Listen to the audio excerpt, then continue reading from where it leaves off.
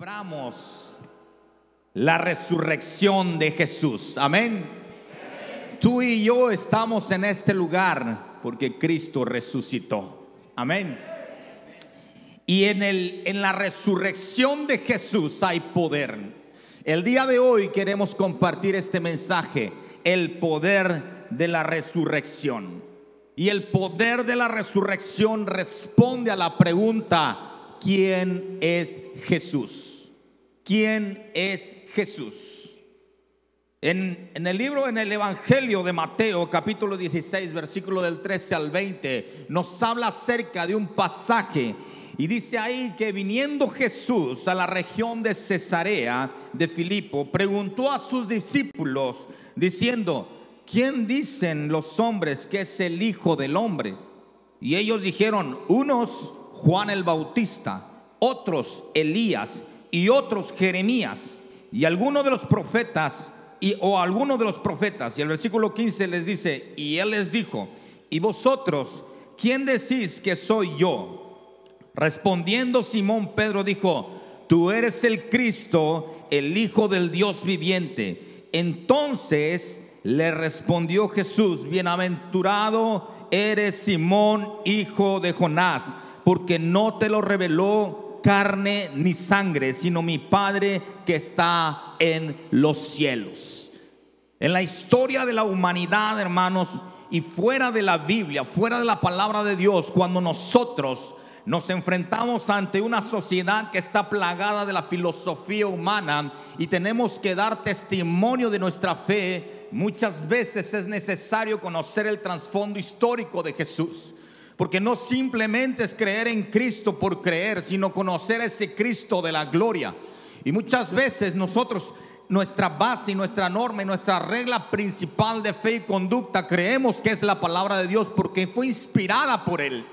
Pero fuera de la palabra de Dios, fuera de la palabra, fuera de la inspiración de Dios, Dios dejó evidencia de la existencia de Jesucristo. Y muchas personas podrán tal vez indagarnos o preguntarnos o cuestionarnos que tú crees en un Jesús que solamente lo habla la Biblia. Pero fuera de la Biblia, ¿dónde habla? ¿Quiénes hablaron de Jesús? ¿Quiénes mostraron a ese Jesús en el cual tú crees? Y es importante entender que no solamente la Biblia nos habla de Jesucristo, de la existencia de Él, sino que fuera de ella hay evidencia tanto interna en la palabra de Dios como externa. Y muchos historiadores hablaron acerca del Jesús histórico. Este Jesús, hermanos, que representa la fe salvadora de toda la humanidad. Cristo representa la fe de toda la humanidad. Y en la historia está también plagada de historiadores que no fueron cristianos, que fueron antagónicos al cristianismo, que estuvieron en contra del cristianismo, pero que ellos pudieron escribir acerca de este hombre, de la existencia de Jesús. Y uno de ellos es Cornelio Tácito. En el año aproximadamente de 55 al 120 después de Cristo, Cornelio Tácito era un historiador romano. Vivió durante el reinado de más de media docena de emperadores romanos. Él fue considerado como el historiador más grande de la Roma antigua. Él estuvo en el periodo de Nerón. Era reconocido entre los eruditos por su bondad y su integridad. Él escribió en cuanto al reinado de Nerón y alude a la muerte de Cristo y a la existencia de cristianos en Roma. Es decir, él da veracidad de que Cristo estuvo en la tierra. Y él puedo citar sus escritos en los anales, en el capítulo 15 de la página 44. Él dijo: pero no toda, refiriéndose a Nerón y a los cristianos, pero no toda la ayuda ni todas las expiaciones que pudieran presentarse a los dioses ayudaron a liberar a Nerón de la infamia que se creyera que él había mandado a incendiar Roma.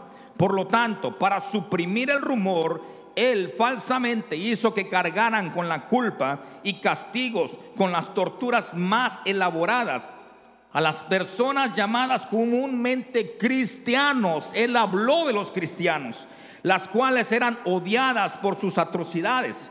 Cristo, el que originó el nombre de los cristianos, fue sentenciado a muerte por Poncio Pilato, procurador de Judea, durante el reinado de Tiberio. La historia nos muestra la existencia de Jesús. Tu fe y mi fe no está plasmada y no está cimentada en un nombre que no existió, sino que está plasmada y está fundamentada en un nombre que vino y que demostró al mundo su amor, su comprensión, y transformó totalmente la historia de la humanidad, hermanos. Y cada uno de ellos escribió acerca de Jesús. También tenemos a Luciano de Samosata. Este fue un sátiro en la época griega, en el siglo II aproximadamente. Este hombre criticó fuertemente a los cristianos y al Cristo al que ellos representaban, pero nunca tuvo la osadía de poder hablar en contra o refutar la existencia de Jesús. Criticó a los cristianos, pero también él sabía que Cristo había pisado esta tierra, que el Mesías, que el ungido, que aquel que le decían el Hijo de Dios, había pisado esta tierra. Y él decía: hasta el día de hoy esos cristianos siguen de pie en su época. Y así muchos más que dieron testimonio de la existencia de Jesús, que no fueron ellos cristianos, y que eso, por no ser cristianos, los convierte en testigos hábiles, en testigos creíbles, porque hablaron acerca de Cristo.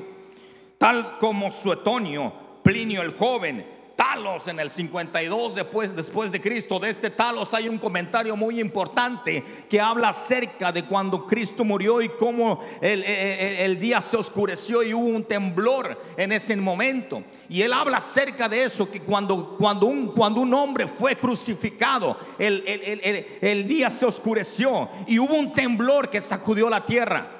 Eso lo dijo Talos. Ahora, también hay otros como Flegón. Pero no podemos pasar desapercibido un hombre especial que tampoco fue cristiano, fue judío. Algunos creen que se convirtió posteriormente, pero ese fue Flavio Josefo. Flavio Josefo, un historiador. Él era un aristócrata judío, historiador, comandante, guerrillero, que dirigía tropas rebeldes en contra de la primera manifestación con los romanos. Él fue un historiador muy respetado en esas épocas.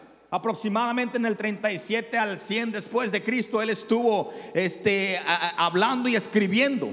Tiene dos obras importantes.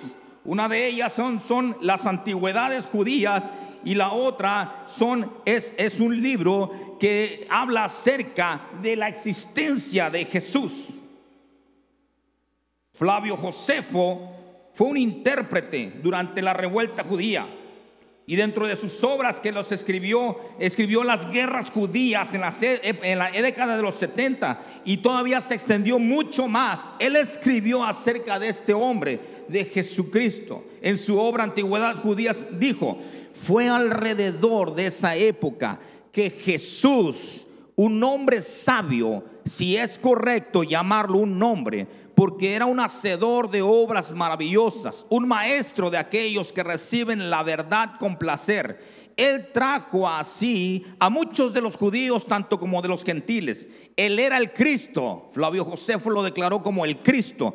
Él era el Cristo. Cuando Pilato, a sugerencia de los hombres principales entre nosotros, le hubo condenado a la cruz, aquellos que le amaban al principio no le abandonaron, y la tribu de los cristianos, nombrados según él, no ha sido extinguida hasta el día de hoy. Cito su libro de Antigüedades en el capítulo 18, página 33.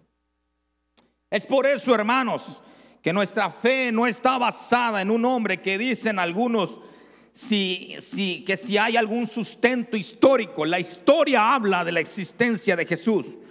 La historia habla de la certeza de este hombre que vino a esta tierra. Habla acerca que vino y que habitó con nosotros con el propósito de dar su vida para salvación de la humanidad por la gran condenación a la que nos encontrábamos.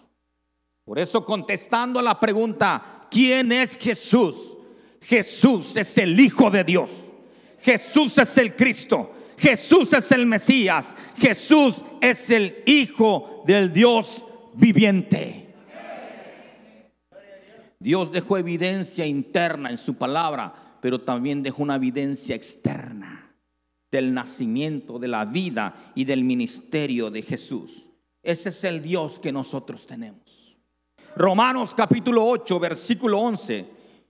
Dice Romanos, dice Pablo en ese pasaje de Romanos 8:11, dice: y si el espíritu de aquel que levantó de los muertos a Jesús mora en vosotros, el que levantó de los muertos a Cristo Jesús vivificará también vuestros cuerpos mortales por su espíritu que mora en vosotros. Hermanos, cuando hablamos del poder de la resurrección de Cristo, tenemos que saber que no hay resurrección sin antes saber existencia y muerte de Jesús.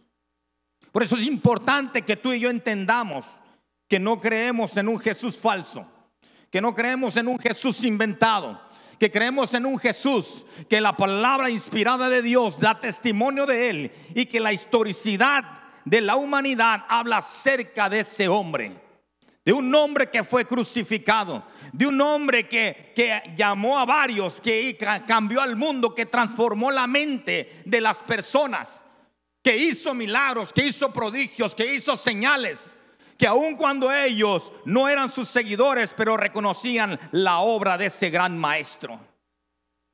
Su existencia fue real y verídica, confirmada fuera de la Biblia por grandes historiadores. Su vida fue digna de reconocimiento por todas las obras que impactaron el corazón de las personas y el pensamiento humano. Su sufrimiento fue tan real, hermanos, que la Escritura señala que fue un varón de dolores, experimentado en quebranto, según Isaías 53. Y no podemos entender el poder de la resurrección si primero no entendemos la muerte de Jesús. La muerte de Jesús fue una muerte de cruz. Y la muerte de cruz, hermanos, la cruz, los primeros que usaron este tipo de sacrificios o de crucifixión o de penalidades o de castigos, se entiende que fueron los asirios, y posteriormente los griegos la adoptaron. Pero posteriormente los griegos perfeccionaron esta práctica de la crucifixión. Y los romanos, cuando crucificaban a una persona, hermanos, eso era un espectáculo de exhibición para toda la población, porque producían una muerte larga con el máximo dolor, sufrimiento y humillación.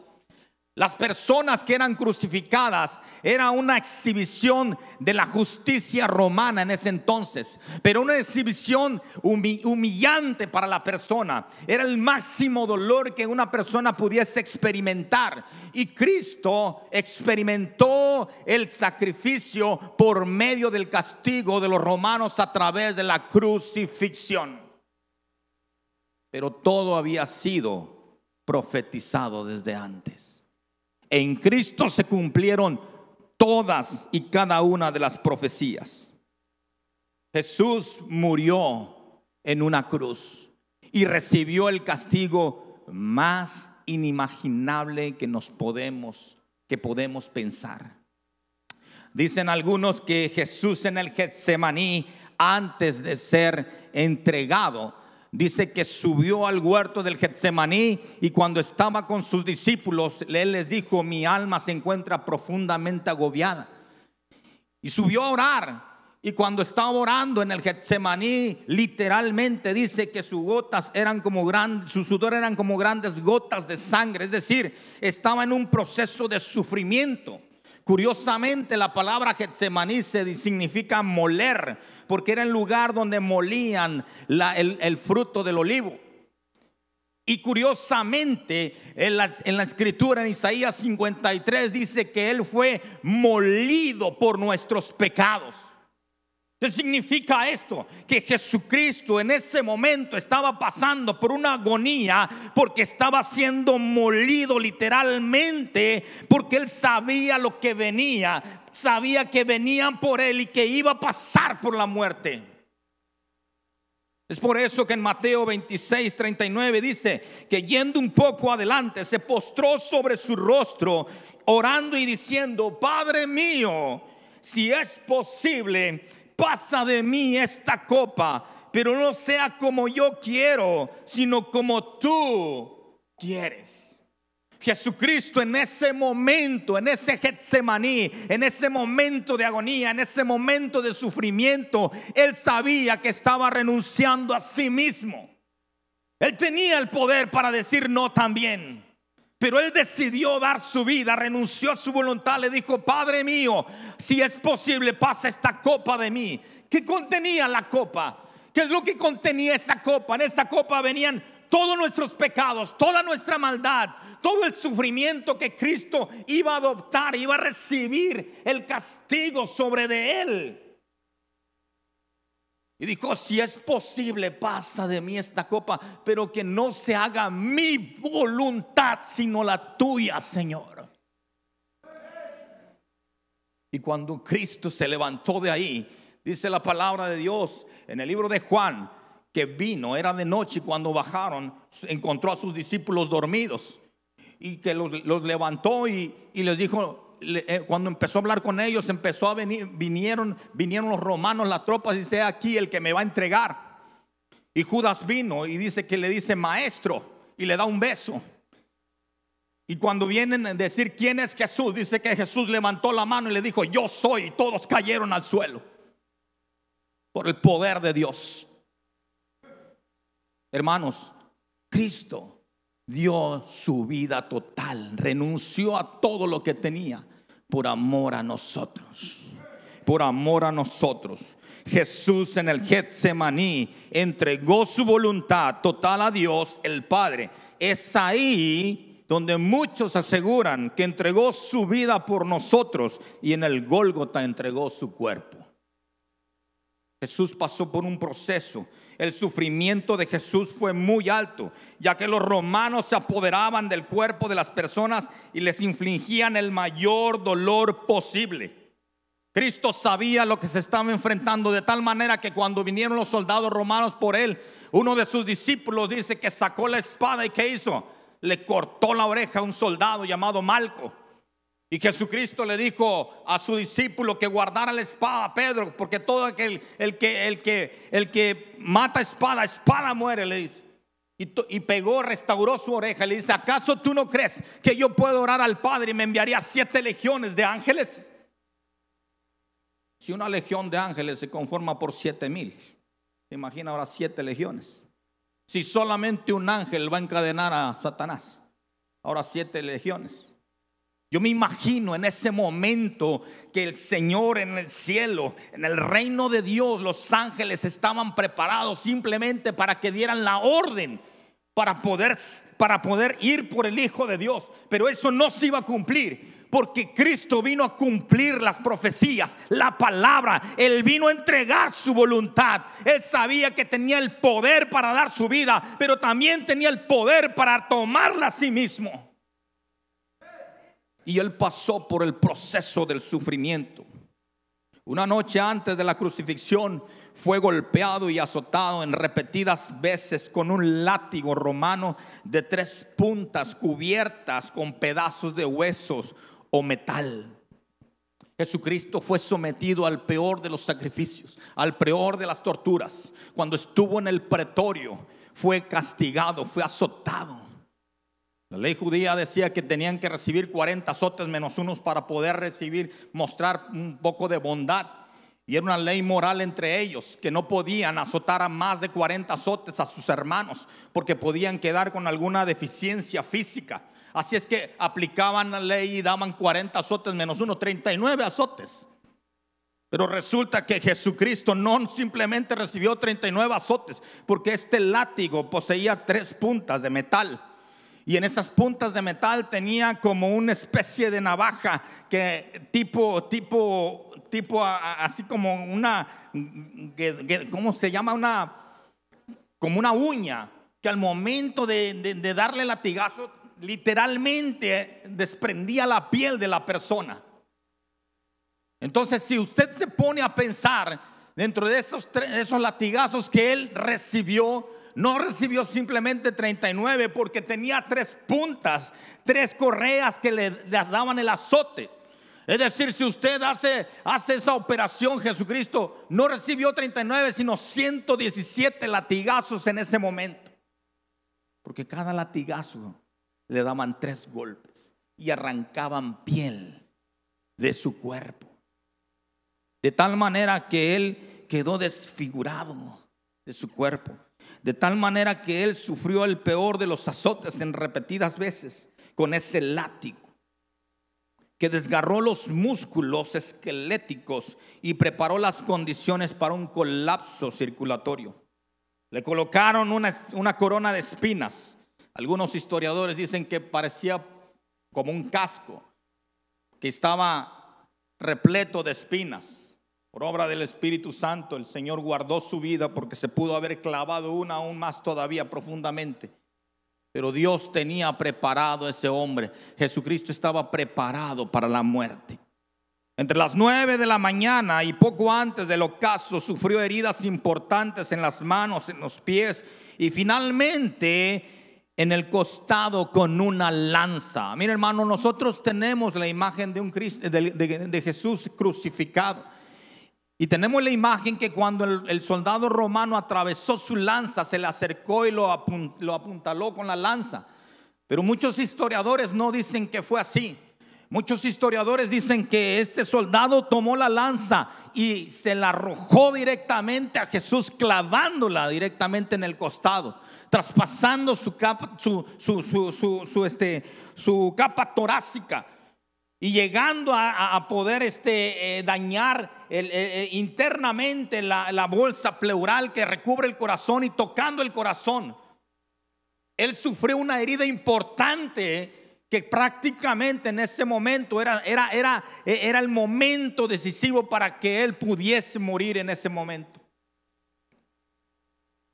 Se acostumbraba a todos los reos, a todos los que habían sido condenados a este tipo de torturas, a esta crucifixión, a quebrarle las piernas. A cada uno de ellos, a cada uno de los condenados, se les quebraban las piernas para que no pudiesen levantarse. Cada uno de los crucificados, cuando ellos estaban en la muerte, en su agonía, ellos lo que hacían es que dejaban caer su cuerpo porque no tenían fuerzas para poderse incorporar. Pero los pies que estaban crucificados, que estaban enclavados en el madero, lo que hacían ellos es que con mucho esfuerzo se levantaban para poder respirar una bocanada de aire. Llegaba el momento que el espectáculo terminaba. Llegaba el momento en que los soldados romanos tenían que irse de ahí. Y lo que hacían es que un soldado que portaba un mazo, el cual se llamaba Caronte, este soldado le decían Caronte. Caronte viene de la palabra del dios griego, que era el responsable, era el barquero de transportar las almas de un lugar de la tierra al inframundo. Y a este hombre le llamaban Caronte. Este hombre venía con el mazo, y cuando veía a estos hombres ya agonizando, lo que hacía es que rompía las piernas de ellos para que se desplomaran y entonces se asfixiaran y pudieran morir. Cuando este soldado romano, este verdugo, se acerca a Jesús y lo mira desfigurado, lo mira con sangre, con agua, todo molido, todo torturado, todo de alguna manera estaba deshecho el Señor. Cuando lo ve, se da cuenta que Cristo estaba muerto. Y esto era muy importante, porque era una de las últimas profecías que se tenía que cumplir con el Señor, según el Salmos capítulo 34:20, que dice: Él guarda todos sus huesos y ni uno de ellos será quebrantado. Si a Cristo, si este soldado llamado que le decían Caronte hubiera quebrado los huesos de Jesús, no se hubiera cumplido esa profecía. Pero cuando lo vio, él se dio cuenta que verdaderamente Jesús había muerto. Jesús murió, hermanos, en esta cruz. Su muerte fue inminente en la cruz. Y la palabra inminente se refiere al acto de morir. ¿Qué significa esto? Que es el proceso que se espera que una persona pase para que muera en un plazo de tiempo, manifestando un proceso de síntomas que dan fin a su vida y presentan una disminución progresiva en las funciones neurocognitivas, cardiovasculares, respiratorias, gastrointestinales, genitourinarias y musculares, lo que es característico del proceso de la muerte. Cristo había muerto. Jesús murió realmente. Pero no solo eso, hermanos, sino que también se levantó de los muertos en el mismo cuerpo físico en el cual murió. Algunos creen que la tradición religiosa dicen que murió un viernes, otros dicen que murió un jueves, pero algunos afirman que Cristo murió un miércoles. Pero eso es otra explicación que tenemos que dar. ¿Qué es la resurrección de Cristo? La resurrección de Cristo es el hecho más maravilloso de la historia de la humanidad. La resurrección de Cristo es la evidencia histórica de nuestra fe.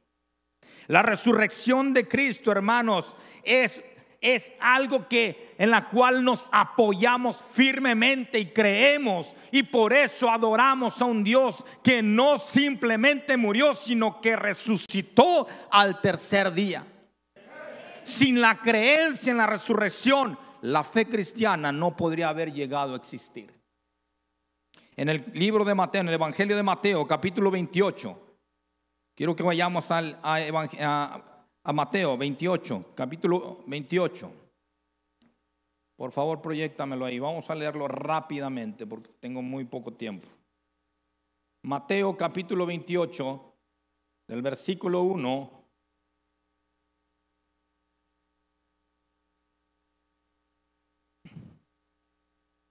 Dice ahí: pasado el día de reposo, al amanecer del primer día de la semana, vinieron María Magdalena y la otra María a ver el sepulcro. Y hubo un gran terremoto, porque un ángel del Señor descendió del cielo y llegando removió la piedra y se sentó sobre ella. Su aspecto era como un relámpago y su vestido blanco como la nieve. Y de miedo de él los guardias temblaron y se quedaron como muertos. Mas el ángel respondió, dijo a las mujeres: no teman vosotras, porque sé que buscáis a Jesús, el que fue crucificado. No está aquí, porque ha resucitado, como dijo. Venid, ved el lugar donde fue puesto el Señor, e id pronto y decid a sus discípulos que ha resucitado de los muertos. Y he aquí, va delante de vosotros a Galilea, allí le veréis. He aquí, os lo he dicho. Entonces ellas, saliendo del sepulcro con temor y gran gozo, fueron corriendo a dar las nuevas a sus discípulos. Y mientras iban a dar las nuevas a los discípulos, he aquí Jesús les salió al encuentro diciendo: salve. Y ellas, acercándose, abrazaron sus pies y le adoraron. Y entonces Jesús les dijo: no temáis, id, dad las nuevas a mis hermanos, para que vayan a Galilea y allí me verán. Fíjese todavía en el mismo capítulo, versículo 11 dice: mientras ellas iban, he aquí unos de la guardia fueron a la ciudad y dieron aviso a los principales sacerdotes de todas las cosas que habían acontecido. Le dieron aviso al Sanedrín prácticamente. Y le dijeron las cosas que ellos habían visto: que Cristo se había levantado, que Cristo había resucitado. Y fíjese en el versículo 12 que dice: y reunidos con los ancianos y habido consejo, dieron ¿qué? Mucho dinero. Corrompieron a estos hombres. Dieron mucho dinero a los soldados, diciendo: decid vosotros, sus discípulos vinieron de noche y lo hurtaron estando nosotros dormidos. Y sigue diciendo: y si esto lo oyere, el gobernador, nosotros le persuadiremos y os pondremos a salvo. Y ellos, tomando el dinero, hicieron como se les había instruido. Este dicho se ha divulgado entre los judíos hasta el día de hoy. ¿Cómo es que la historia, que el mismo Satanás ha querido opacar la resurrección de Jesús? Pero déjenme decirles algo, hermanos, que una cosa sabemos, de una cosa estamos seguros, de una cosa estamos convencidos, de una cosa tenemos la certeza: de que Cristo resucitó. Que hay un pueblo que cree que Cristo se levantó de los muertos. Mire, mientras todas las religiones importantes del mundo están basadas en simples presunciones filosóficas, y de las 4 religiones basadas en personalidades más que en un sistema filosófico, solo el cristianismo, escuche bien esto, solo el cristianismo reclama una tumba vacía para su fundador. Abraham, el padre del judaísmo, murió alrededor del 1900 antes de Cristo, pero nunca se afirmó que hubiera resucitado. Buda murió y en sus escritos leemos que su muerte fue absoluta, en la cual nada permanece detrás. Él simplemente murió y su tumba la ocupan un montón de huesos secos y polvorientos. Mahoma, el fundador del islamismo, murió el 8 de junio del 632 después de Cristo, a los 61 años, en Medina. Y su tumba es visitada anualmente por miles de devotos musulmanes.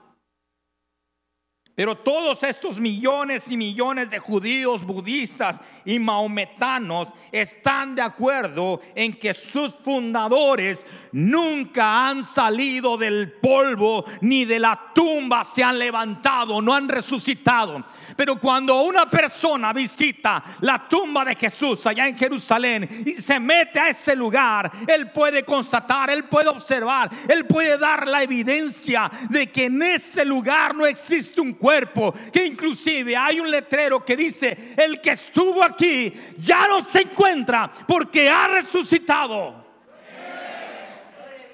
Ese es el Señor, ese es el Dios que adoramos, hermanos.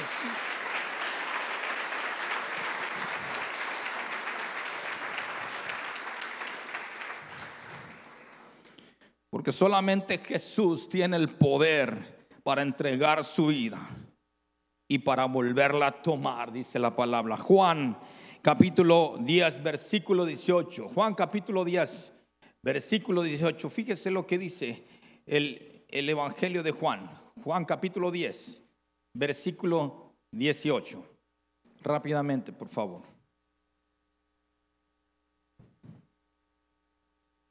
Dice así: por eso me ama el Padre, porque yo pongo mi vida para volverla a tomar. Nadie me la quita, sino que yo de mí mismo la pongo.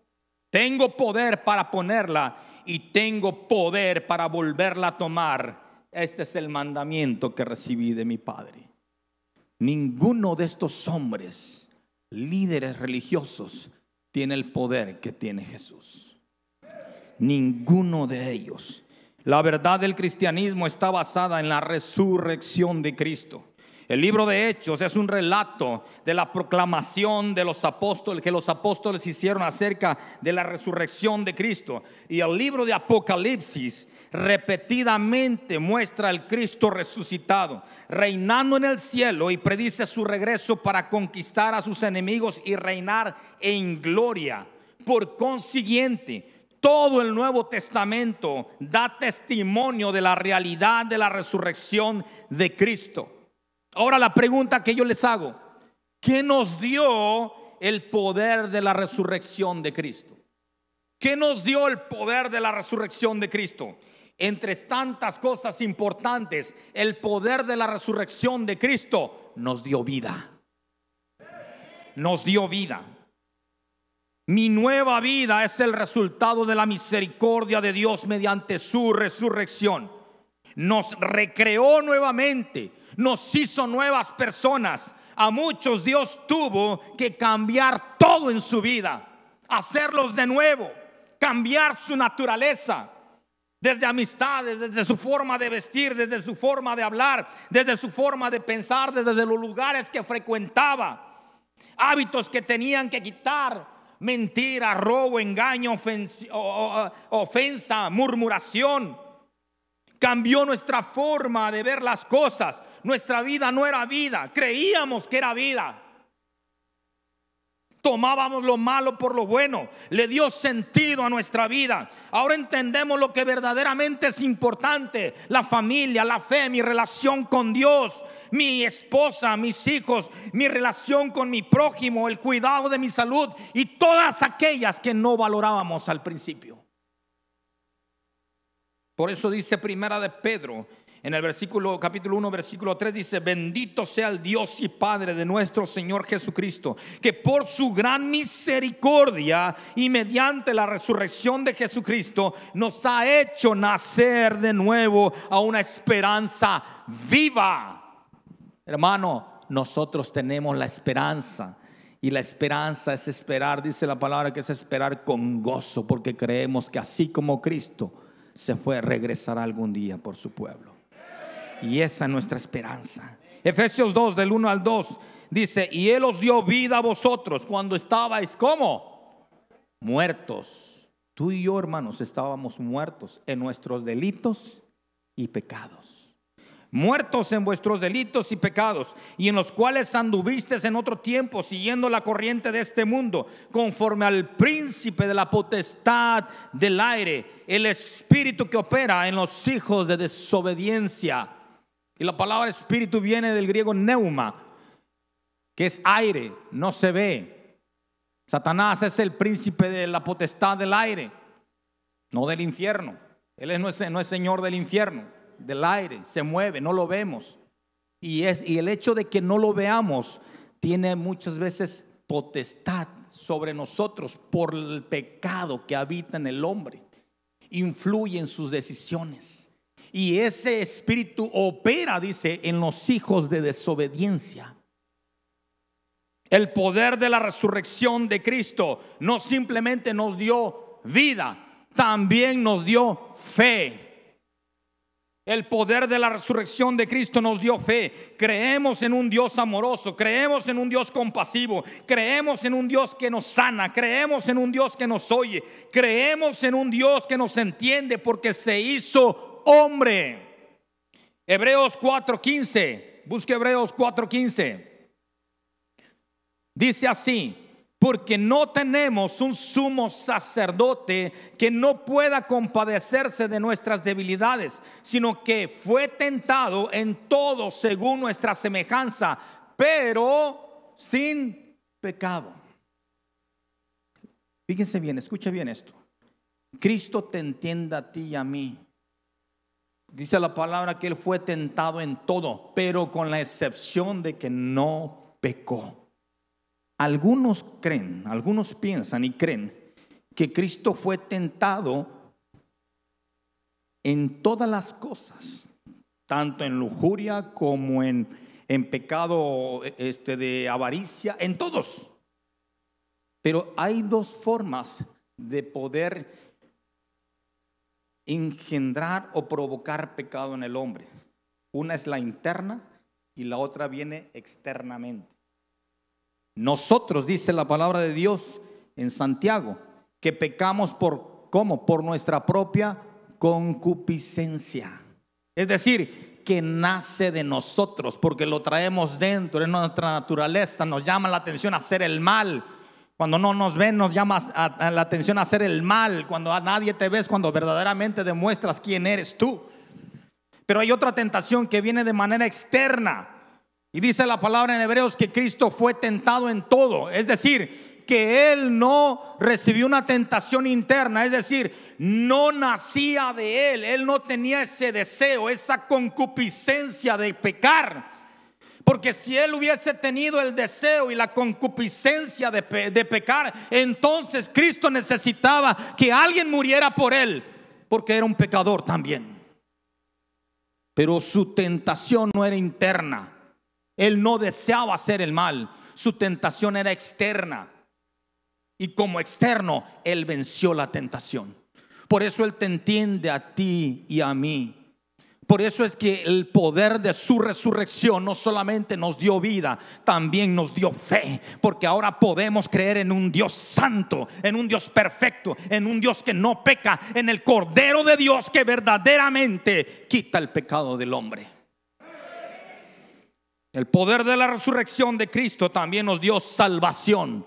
Nos redimió del pecado, nos redimió de la esclavitud, nos hizo libres. Miren, en estas fechas que se celebra la Semana Santa, la crucifixión de Jesús, la palabra, muchos hablan acerca de las 7 palabras de Jesús, ¿sí o no? Pero realmente no son 7 palabras, son 7 frases. Dentro de ellas dice: Padre, perdónalos porque no saben lo que hacen. Esa es una expresión, es una frase total, no es una sola palabra. La otra de ellas es: hoy mismo estarás conmigo en el paraíso. Cuando le dijo al ladrón: apiádate de mí, acuérdate de mí cuando entres a tu reino. Hoy mismo te digo que estarás conmigo en el paraíso. Mujer, he ahí tu hijo, hijo, he ahí tu madre. Dios mío, ¿por qué me has abandonado? Tengo sed. Todo está consumado. Y la última palabra que dijo es: Padre, en tus manos encomiendo mi espíritu. Pero a mí me llama la atención, hermanos, que en su agonía Jesús cumplió cada una de las profecías escritas en la palabra de Dios. Y me llama la atención la palabra cuando dijo: todo ha sido consumado. Esta palabra, hermanos, proviene del griego tetelestai. Y esta palabra, hermanos, los grandes eruditos de la palabra le llaman apexlegomenon. Y esto significa que solamente en ese pasaje es la única cita que refieren cuando Cristo dijo: todo ha sido consumado. Cuando Él dijo tetelestai, la palabra tetelestai tiene un significado contable, de contaduría, que lo ocupaban los griegos. Esa palabra expresa el pago de una deuda total, el sello de una deuda que decía: no debes nada. La arqueología bíblica nos ha ayudado mucho, porque en Egipto encontraron algunos papiros y algunos documentos en donde venían notas, como algún tipo de notas de algunas cuentas, y en esa nota venía la palabra tetelestai, que significaba: todo está pagado. Y Jesucristo en la cruz del Calvario, cuando estaba siendo crucificado, dice que en sus últimas palabras Él puede levantarse y se incorpora y expresa: tetelestai, todo ha sido pagado. Con su muerte, con su vida, Él canceló la deuda que tú tenías.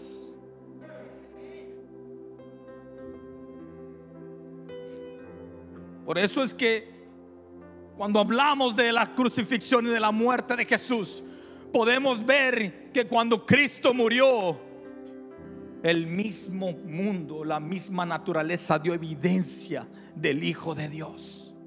Dice la palabra que el día se oscureció, que hubo un temblor, que ese temblor sacudió la tierra y que el velo del templo se rasgó a la mitad. Y se rasgó a la mitad de arriba hacia abajo, significando que Dios se entregaba al hombre. No se podía rasgar de abajo hacia arriba, porque nosotros no tenemos nada que darle a Dios. Él se dio a nosotros y Él pagó esa deuda. Por eso es que el centurión romano, cuando estaba debajo de la cruz, al ver a Jesús que estaba en total control de su propia ejecución, se arrodilló diciendo: verdaderamente este es el Hijo de Dios. El poder de la resurrección de Cristo no solamente nos dio vida, nos dio fe y nos dio libertad. El poder de la resurrección de Cristo también nos dio el poder, hermanos. Poder sobre el pecado. La muerte y resurrección de Jesús nos dio poder y autoridad sobre el señorío del pecado y del mal. Quitó el dominio de Satanás y el pecado que tenía sobre nosotros. Nos dio el poder sobre el pecado y sobre los demonios. Curó nuestras enfermedades. Su muerte y resurrección destruyó el poder de las tinieblas. Venció a Satanás y por último venció a la muerte. Por eso es que el día de hoy no estamos de luto, estamos de fiesta. Celebramos la resurrección de Jesús. Denle un aplauso a aquel que vive y reina por siempre.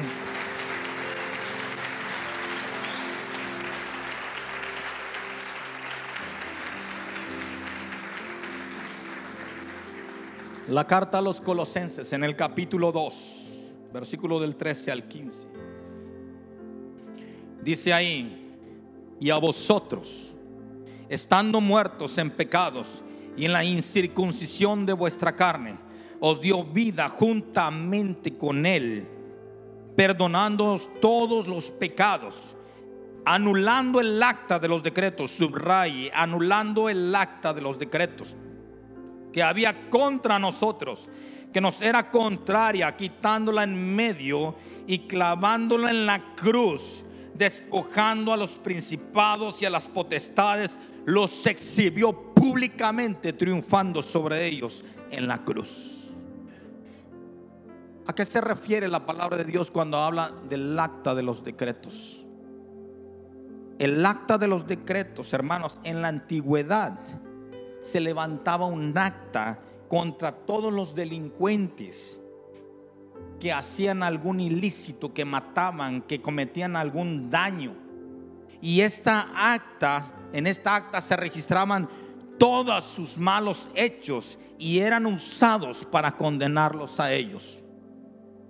Hacían algo, no lo podían tomar porque huía, se escapaba, pero sabían quién lo había hecho. Y se levantaba un acta, y en esa acta se escribía qué es lo que había hecho, porque cuando te agarremos, aplicaremos justicia en tu vida. Y muchos hasta el día de hoy están huyendo de la justicia de Dios.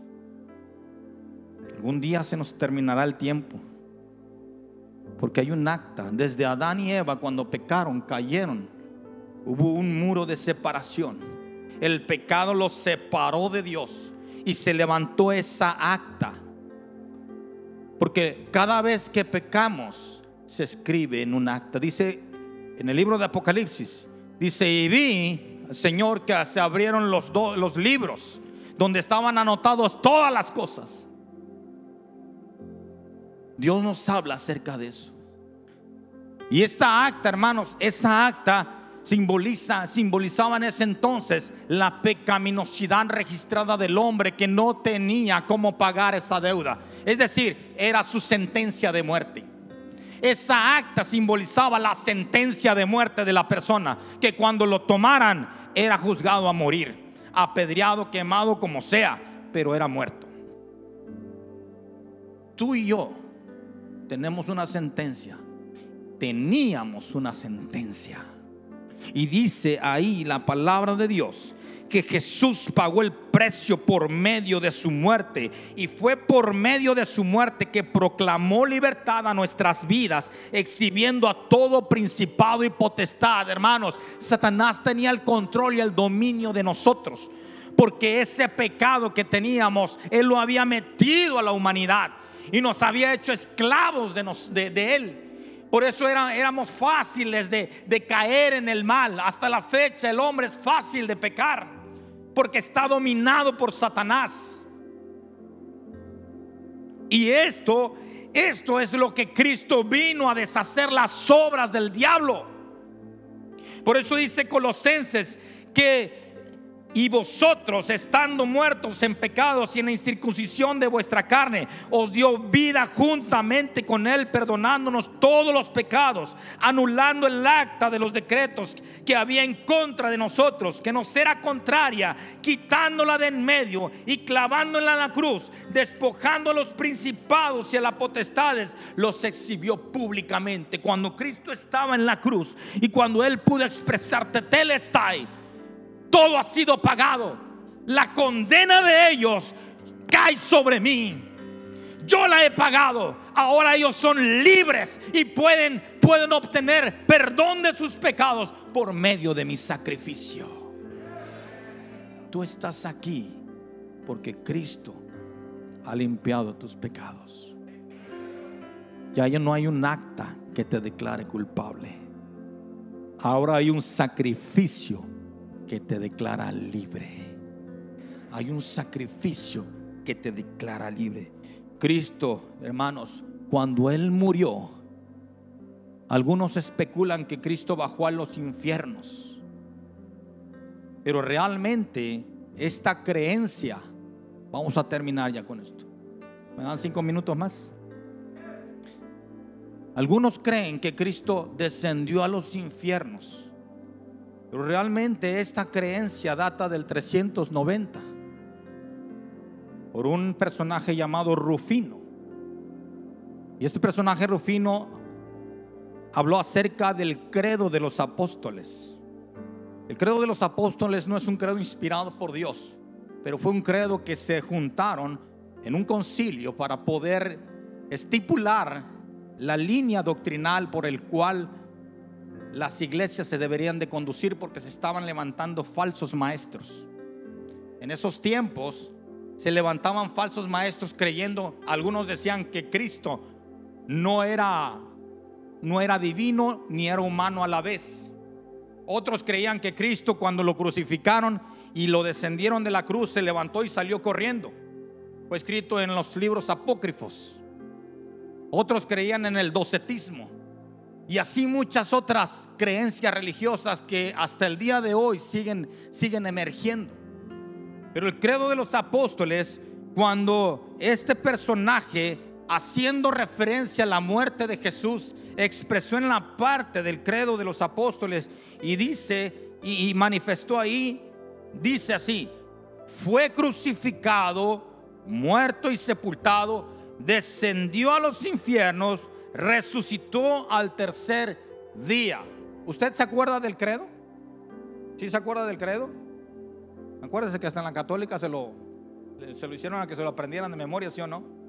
Bueno, ese es un credo que hasta el día de hoy, este credo nos habla acerca de la doctrina cristiana, hermano. No podemos hacer a un lado la defensa de nuestra doctrina cristiana. El credo correcto en el cual nosotros sustentamos nuestra fe es el siguiente: creemos en un solo Dios, Padre todopoderoso, creador del cielo y de la tierra, de todo lo visible y lo invisible, y en un solo Señor Jesucristo, el unigénito de Dios, nacido del Padre antes de todos los siglos, luz de luz, Dios verdadero de Dios verdadero, engendrado, no creado, consustancial con el Padre, por quien todo fue hecho, que por nosotros los hombres y por nuestra salvación bajó del cielo y se encarnó por obra del Espíritu Santo y de María la Virgen, y se hizo hombre por nuestra causa. Dice aquí, hago ese paréntesis, que el personaje de Rufino habló acerca del descenso al infierno de Jesús. Dice, por nuestra causa fue crucificado en tiempo de Poncio Pilato, y padeció y fue sepultado y resucitó al tercer día según las Escrituras, y subió al cielo y está sentado a la derecha del Padre, y de nuevo vendrá con gloria para juzgar a vivos y muertos, y su reino no tendrá fin. Ahora, quiero aclarar algo, hermanos. A lo mejor esto es algo que usted está conociendo apenas, pero es tan importante que entienda su fe. Este personaje de Rufino no precisamente quiso explicar que Cristo literalmente descendió a los infiernos, sino que usó la palabra Seol. Y la palabra Seol en el griego habla acerca de la tumba, el sepulcro, donde iban los muertos. Es decir, el infierno está preparado para el diablo, sus ángeles, los demonios y sus seguidores. No es el Señor de los infiernos, Él mismo será atormentado en el infierno. Pero la palabra de Dios enseña que Jesucristo, inclusive en el libro de los Efesios, habla que Él descendió para predicarle a los espíritus, ¿qué? Cautivos. Pero algunos refieren que esa predicación, más que una segunda oportunidad, fue la proclamación de la victoria de Jesús en la cruz del Calvario sobre todo imperio de las tinieblas del mal. Fue esa proclamación que hizo. Inclusive cuando el ladrón estaba al lado de Jesús y se declaró como un pecador, le dijo: Señor, acuérdate de mí cuando entres a tu reino. Jesús le dijo: de cierto te digo que hoy estarás conmigo en el paraíso. Cuando Cristo murió, se levantó, su espíritu, su alma regresó al Padre, su cuerpo se fue al Seol.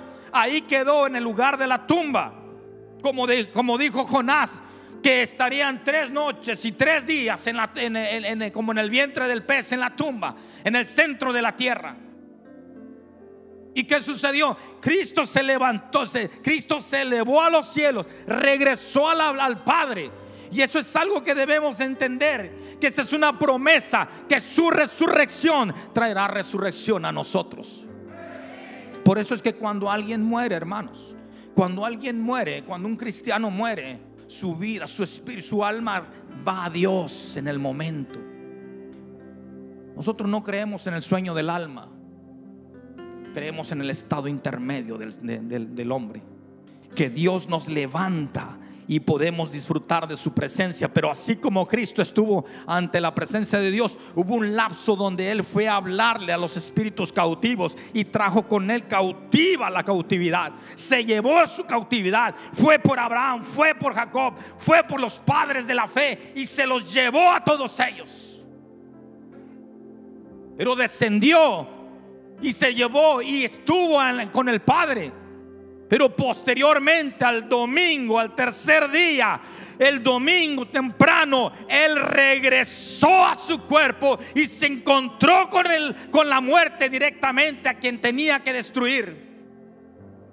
Y Oseas, el profeta Oseas, en el capítulo 13, versículo 14, proféticamente el profeta habla acerca de la victoria de Jesús sobre la muerte.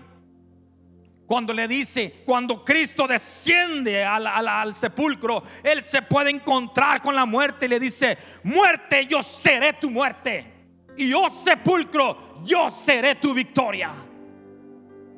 Cristo derrotó a la muerte y tuvo victoria sobre ella. Por eso es que nosotros, hermanos, en su resurrección seremos resucitados. Cuando Cristo resucitó en un cuerpo glorioso, en un cuerpo transformado. Y esa es la promesa para ti y para mí, que cuando moramos, al sonar de la trompeta, Cristo vendrá, resucitarán. Dice que los muertos en Cristo resucitarán primero. Tú y yo resucitaremos con el Señor, con cuerpos glorificados. Por eso es que estamos de fiesta, hermanos, porque su resurrección nos dio vida con Él. El poder de la resurrección de Cristo evidencia y es garantía de nuestra resurrección. Corintios 15:20 dice: mas ahora Cristo ha resucitado de los muertos, primicia de los que durmieron es hecho. El poder de la resurrección de Cristo nos dio vida, nos dio fe, nos dio poder y nos dio salvación. Entonces, hermano, yo te digo, levántate de donde estás, y usted que está sentado, que esté donde esté, hermanos, celebren la resurrección de Jesús, porque Cristo resucitó. Por eso Romanos dice: y si el espíritu de aquel que levantó de los muertos a Jesús mora en vosotros, el que levantó de los muertos a Cristo Jesús vivificará también vuestros cuerpos mortales por su espíritu que mora en vosotros. El día de hoy, hermanos, tenemos esa libertad y esa seguridad en Cristo Jesús. Pónganse en pie.